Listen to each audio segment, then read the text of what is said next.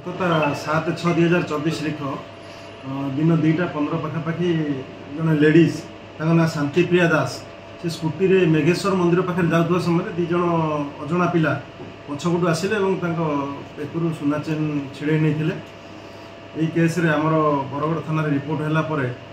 आम case number 407/2024 registration होता case investigation समय आमर गोटे टीम स्पेशली ट्रैक करथिला बरगड़ आईआईसी और टीम से 2 जन पिला ट्रेस करथिले ना जन ना हूँ रवि प्रसाद साहू पबी आलियास पबी आउ जन ना सुधाकर महापात्र जगन से 2 जन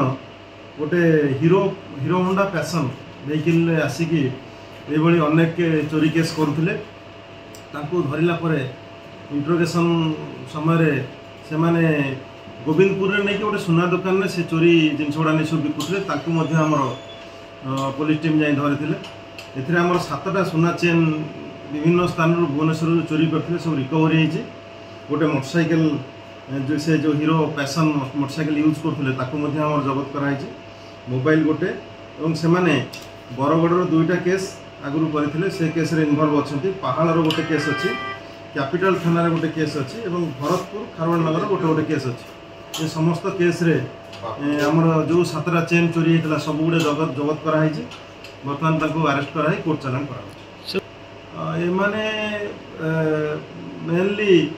जो लेडीज मान को पछपटू आसी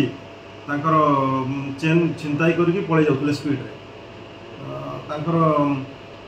जेहेतु मोटरसाइकेल को भी से नंबर प्लेट रे को स्क्रैच करते किंतु आम ट्रैक करूँ।